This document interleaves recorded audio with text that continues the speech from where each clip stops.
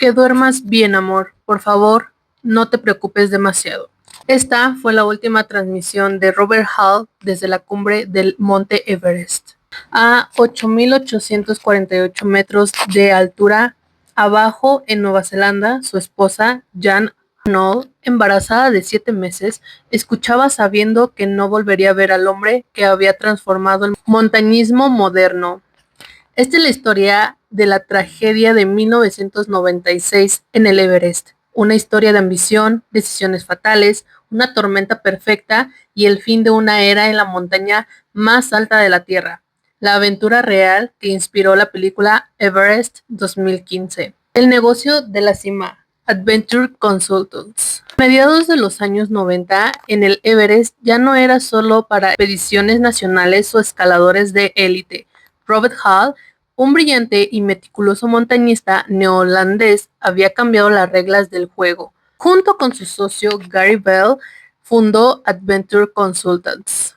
Hall no solo vendía una expedición, vendía toda la cumbre.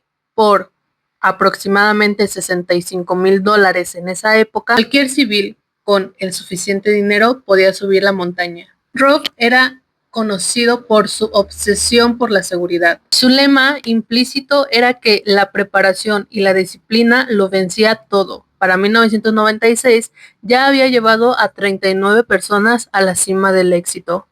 Pero en mayo de 1996 iba a ser diferente. El campamento base estaba abarrotado. Entre los clientes de Hall se encontraban Doug Hansen, un cartero de Seattle que regresaba por su segundo intento tras quedarse a pocos metros de la cima el año anterior. John Krakauer, un periodista de la revista Outside, enviado para escribir sobre la creciente comercialización de la montaña. Beck Withers, un biólogo cado en una determinación feroz, pero serios problemas de visión. Además, Hall no estaba solo. Este año, la empresa rival Mountain Madness, liderada por el carismático y más audaz guía estadounidense Scott Fisher, competía por los mismos clientes y la misma gloria. El atasco en la zona de la muerte. La masificación del lugar empezó a generar fricciones. Demasiadas personas querían usar las mismas cuerdas para subir hasta el techo del mundo. Y en medio del caos, Hall y Fisher acordaron que juntos iban a hacer expedición hasta la cima, con fecha del 10 de mayo de 1996. La cronología del desastre de 10 de mayo de 1996. La noche del 9 de mayo a las 23:30, las linternas frontales se encendieron en el campamento 4, a 7.900 metros aproximadamente en el Collado Sur. El grupo se adentró en la zona de la muerte, la altitud por encima de los 8.000 metros, donde el cuerpo humano ya no puede aclimatarse y se consume minuto a minuto. Tenemos una línea del tiempo para entender más fácilmente todos los hechos que pasaron en un solo día. 10 de mayo a las 4 a.m., retraso en las cuerdas fijas. Al llegar a el balcón a unos 8.400 metros, los guías descubren que los Sherpas no han colocado las cuerdas fijas necesarias. El grupo se detiene casi 2 horas en el frío glacial, esperando a que se instale la nueva línea de vida. El horario planificado empieza a desmoronarse en el acto. 11:30 a.m. Embotellamiento en el escalón de Hillary. 10 de mayo a las 11 a.m. Una segunda sección sin cuerdas en el escalón Hillary, un muro vertical de roca de 12 metros cerca de la cumbre. Provoca un tapón humano. Decenas de escaladores esperan su turno. El reloj avanza de manera implacable, mientras las reservas de oxígeno embotellado disminuyen. 14 p.m. La regla de oro rota. Llega la hora límite de retorno impuesta por Rob. Algunos clientes logran la cumbre y regresan, pero otros siguen subiendo. El propio Rob Hall se encuentra cerca de la cima esperando a Doug Hansen, el cartero que el año anterior se había quedado a las puertas de la cumbre y quien Rob quería ayudar a cumplir este sueño. 16 p.m., una cumbre tardía y fatídica. Doug Hansen alcanza finalmente la cima junto a Rob Hall. Han pasado 2 horas del límite seguro. Al iniciar el descenso, Doug se queda completamente sin oxígeno y se desploma debido al agotamiento físico extremo. Rob se niega a abandonarlo.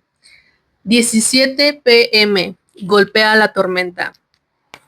Una monstruosa tormenta de nieve con vientos de más de 110 kilómetros por hora golpea la montaña. La visibilidad se reduce a cero. La temperatura se desploma a menos 40 grados Celsius y las huellas del deceso quedan sepultadas. El Everest se convierte en una trampa mortal. Atrapados en la cumbre sur.